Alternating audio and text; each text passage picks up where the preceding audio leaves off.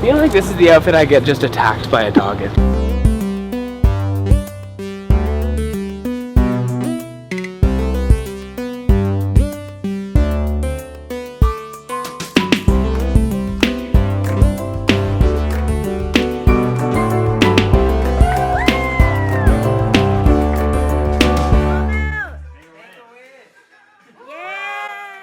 Hi everybody, this is episode 106 of the Clean Hamster podcast.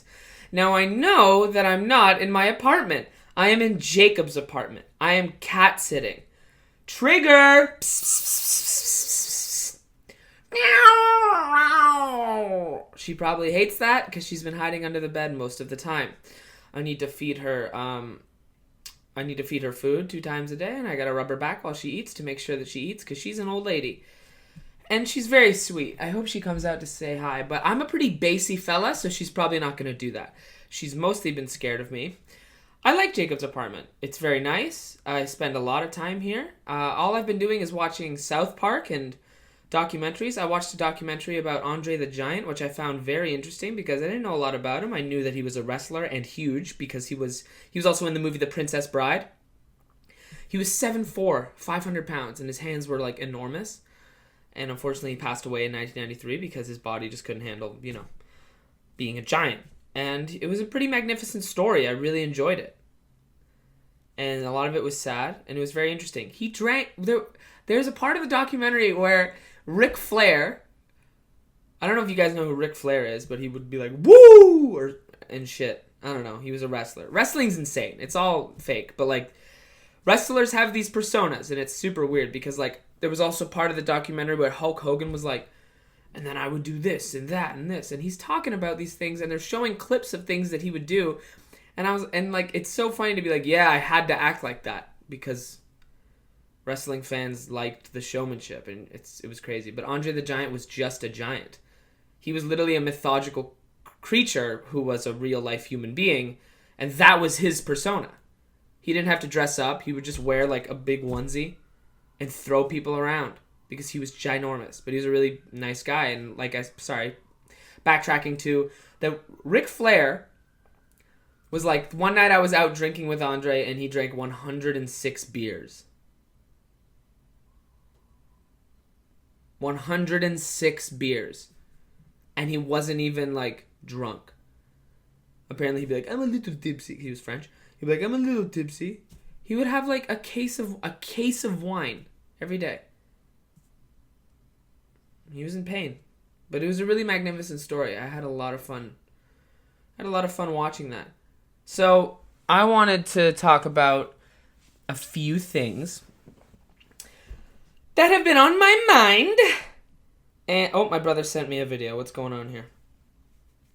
Sent me 2 videos. Jake, oh my god. I want to talk about all the injuries I've ever had at work because that was funny. I had a conversation with an old friend the other night and I was like, "Man, I have been injured at work a lot." And except all of the things that happened to me are my fault. So it's hard to feel bad for me or even if I wanted to get sympathy.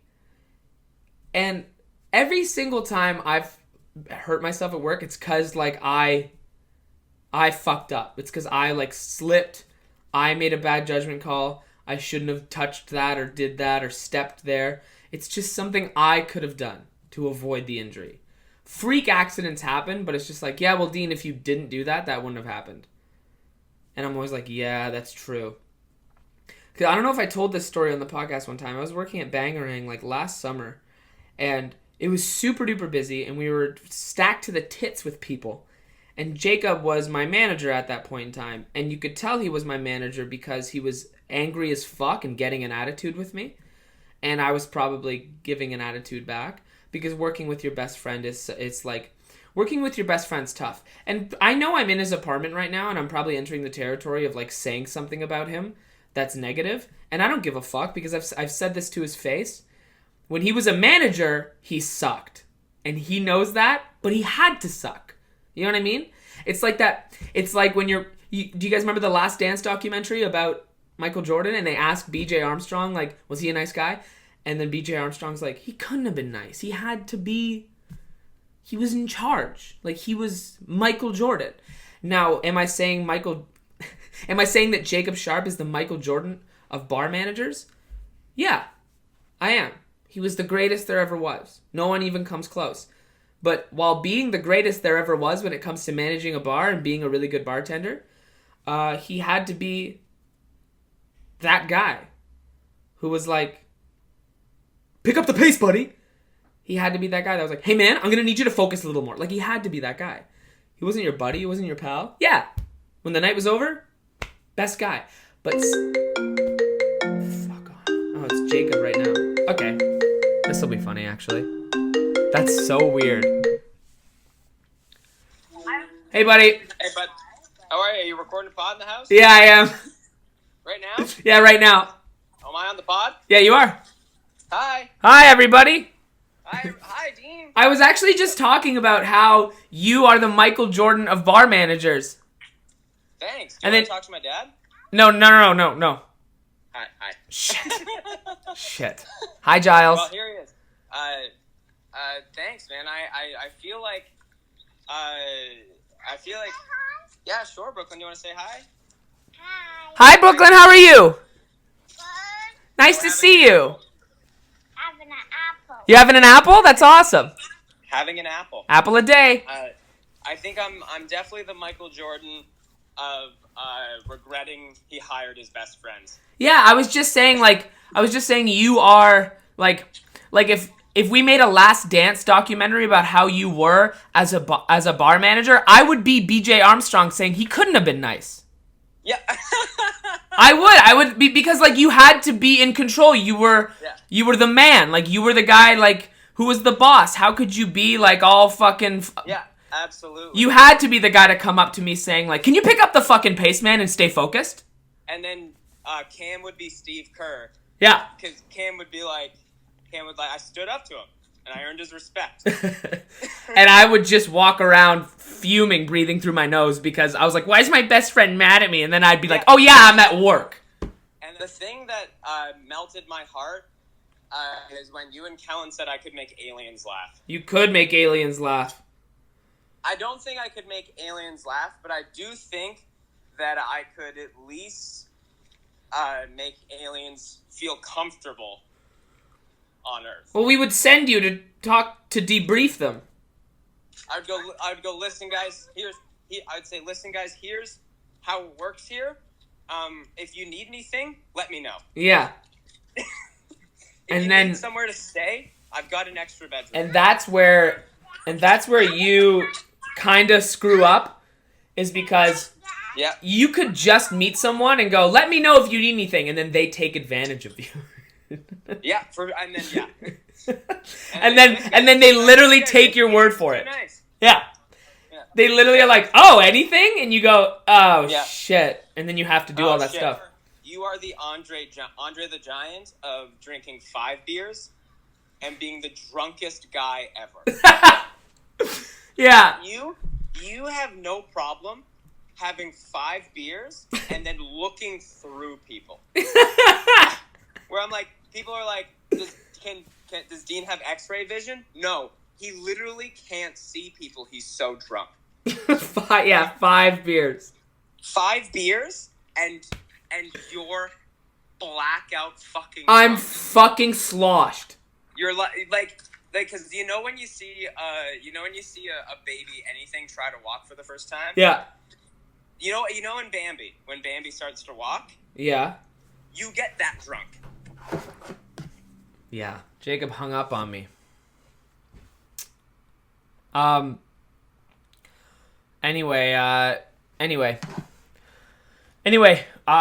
with this, I was telling that story, and there was a night where Jacob was just like, because Jacob gets very on edge, especially when there's a busy-ass bar, and he's in charge of it. And when his best friend, me, is acting like it's nothing, he's like, what the fuck, and so stressed out. And I understand that. And by the way, I had to turn the AC off in here. Sorry, AC. They don't have AC. They have like a bunch of fans everywhere. I had to turn them off so there wouldn't be extra noise during this podcast. And I'm sweating. And fuck. And my nose is running? Like, I'm such a Jew, man. I'm sweaty and my nose is running. Oy vey. Ew, my body is not a temple. It's a fucking trash can. So anyway, Jacob was like, go change the Muskoka keg. And I ran down, because the beer in the keg room is downstairs, and that's where all the washrooms are. So this stairwell going down is full of people coming up and down from pissing and shitting and snorting drugs and shit. And there's a security guard down there, not doing his job probably. And I was like, oh, you know what? While I'm running down the stairs, this thought enters my mind. I'm like, I'll jump and skip the last 3 steps and hit the ground running, turn the corner, go change the keg, save some time. Save some time. I'll skip the last 3 steps and save some time. But I forgot ceilings existed. So I scalped myself when I did that. And what I mean is, this is not actual size, my head hit the ceiling when I jumped to skip those last 3 steps. And it opened my head like this. Just a bit. Not this size. Maybe like this size. Just opened it. Opened it right up. And I was like, now that... And I hit the ground. Because I jumped and went, ha! On the fucking ceiling. Scalped. And I felt it. Like, you know when you feel air hit something that air has never... You feel the air touch something that air has never touched? I was like, oh, that's open. And I hit the ground and blood immediately. I looked like fucking Carrie. And the security guard just saw all of that. Like, he was like... Here's my impression of the security guard seeing a kid jump to skip 3 steps but hit his head instead. But I also did skip the 3 steps. Whoa. That's probably what he did. And then I looked up at him and I was like, can you help me get out of here? And then he was like, oh my God! And then he helped me through a busy... Because the office is in the back of this place. So I had to be escorted through a dance floor, a club, full of people. Right? And it looked like I had been shot in the face. Just spit. Fuck. Jesus, dry your palate out, Dean, when you're telling an intense story. My DSLs get so fucking wet when I talk. So he had to escort me through a group of young people dancing. It looked like I had been shot in the head. And people were like people were dancing, and then they like looked at me like, ah! And then because it was all blood, right? And there's a lot of nerve endings up there, so like you bleed. Head trauma is pretty crazy. So I sat in the office for a bit, and because this place only has like 5 employees, they couldn't send anyone to the hospital with me. So they got me an Uber, and I just got in and waited in the hospital waiting room with a bloody head, and they had to do that thing because I'll attach a photo because I have photos of it. So trigger warning, blood. I had to because the big gash was here. Big gash. The big gash was here, so they had to wrap like the gauze around like my chin. It looked like I had like a toothache in the 60s. Like, it was just so, like... And so I was sitting in the hospital waiting room. And I don't know if you guys have ever had the privilege of sitting in a hospital waiting room, but it takes 9 hours for someone to say hi to you. So a girl walked up to me, and I could tell this girl was in high school because of her Air Force Ones. And she just looked young as well. And she was clearly like a bit drunk. And by the way, this was like a Friday night at like 11:30 p.m. So she like walked up to me. She has a neck brace on. Just like walks up to me, and she was like, hey. And I was like, hello. And I'm like, my head's just I'm dirty and bloody, and I got the thing on. And she's like, do I look weird? And I was like, what? She was like, do I look weird with this on? And I was like, I've never met you without you having a neck brace on. So this is normal. And she was like, thanks. And then walked away and sat back down in her chair. So then then the next day, everyone from my job was like, we're so sorry. Oh, we couldn't send anyone with you. And they were trying to cover their tracks so I wouldn't sue. But I'm not that kind of person. I'm not very petty. I let a lot of things go. And it was a funny story, so who gives a shit? And it was my fault. I shouldn't have jumped down the stairs. Who cares? Imagine me suing someone. Imagine me standing in a courtroom going, yes, sir. Yes, ma'am. Yes, that is true. On the night of August 14th, Mr. Like, that's not me. That's not me. I'll get sued. I don't sue. Ah! But who knows, man. Man. Oh, my fucking eye. Do I have allergy pills? Did I bring my allergy pills? Did I bring my allergy pills? Man, I'm sorry. I'm dying from this heat. I might shut it down. Holy shit. Oh yeah, I wanted to cover this briefly. I keep seeing that Nick is not green keeps getting his little his issues brought up because he was in trouble for he just got some heat for like misgendering or saying a slur or something. And like just out of pure ignorance, like he just didn't know, and that's what happened. And people are I'll say it because I've been through drama, I've been through internet, I've been through like the Twitter shit where it's just like this happened and then people go, "Wait, what? What happened?" And then it just keeps snowballing. I've been through that. And I agreed with one of his observations. I'll read it out loud. I agreed with an observation that he made. And I think it's important that everyone stops talking about stuff that is just going to go away next week. Do you know what I mean? I just think it's... He said it perfectly. I just want to tell you what I agreed with. Obviously, Obviously, like, yeah, he's like... And also think about this. He's not going to do it again. Like, he knows. You know what I mean? He knows. He's not going to do it again. If he does it again, you're just like, okay, buddy, now you're being an asshole. But, like, he did it, and then he was like, okay, I won't do it again. And then everyone's like, no, apologize. And then it's just like, shut up. It doesn't fucking matter. Okay? He's not going to do it again. He's not going to do it again. Plain and simple. Move on. That's all it is.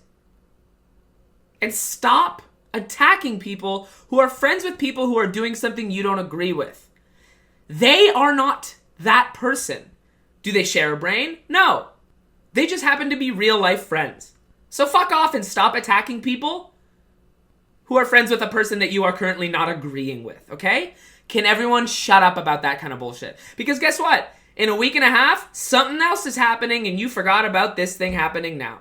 Because the internet moves a goddamn mile a minute and a fart, okay? It's about as significant as a fart leaving my fucking ass. Okay?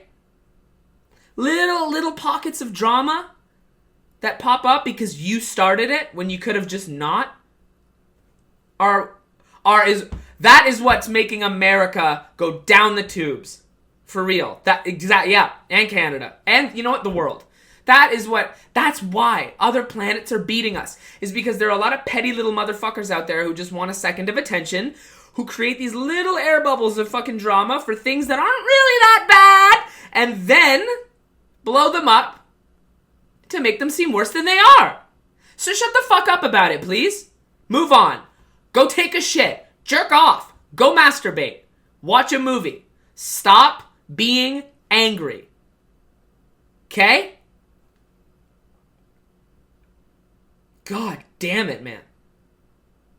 Fucking annoying. This one. I don't like tweeting about that situation. It's so frustrating to see dozens of likes on a thread specifically made to make a situation 100 times worse than it actually is. And after 2 months, it doesn't stop. It's obsessive. It is. I agree. It is obsessive. Stop it. Because the clear motive of it is like, let's get as many eyes on this as we can, so he what? Goes away? He's not going to. He's good at what he does. Let him fucking keep working. And like I said before, he's not going to do that shit again. Okay? He's a nice guy. Everybody fucking makes mistakes. And when shit happens publicly, it doesn't go away. Stop bringing it up. Stop bringing it up. Also, have some perspective. He could have done something way worse. He had a bare minimum oopsie. I've said shit too that I regret. I've said dumb things too, okay? And then I was educated and I stopped.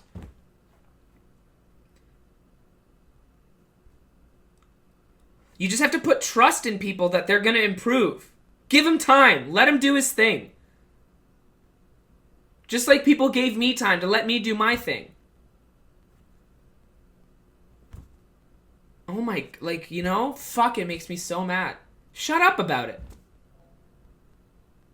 Because it says a lot more about you, the fact that you're the one who's got your name in his mouth. That you're the one who has the drama. That you're the one who's like, update, this is happening. You're like, yo, you're bored. You're bored.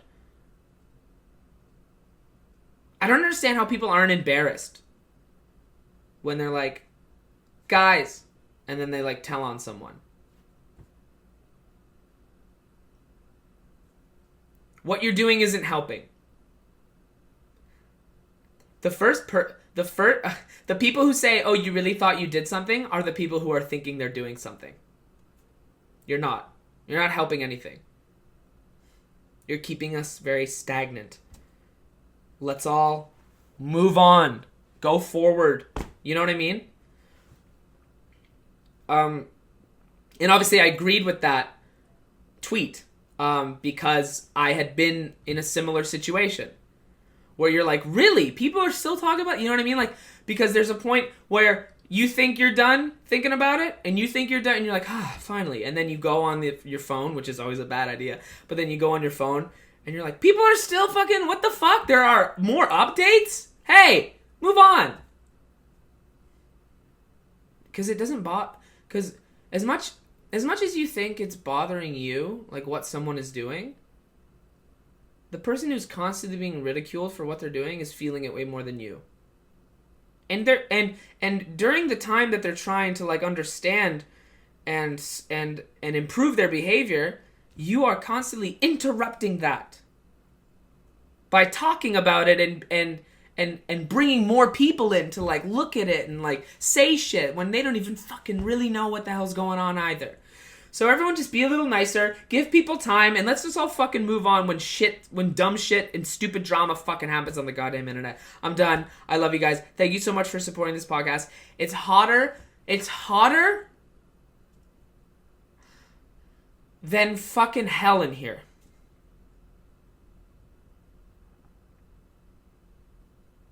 Thank you to everyone who supports this podcast. Thank you to Jacob for letting me house sit his cat. Thank you for everyone who gives time to people to better themselves and to gain perspective. And thank you to everyone who doesn't just like talk about drama and talk about little issues just because they're bored. Thank you to everyone who doesn't do that. But still, the people who do that, I still have faith in you. There's always time to improve. Thank you. Thank you for watching and thank you for listening. I love every single one of you.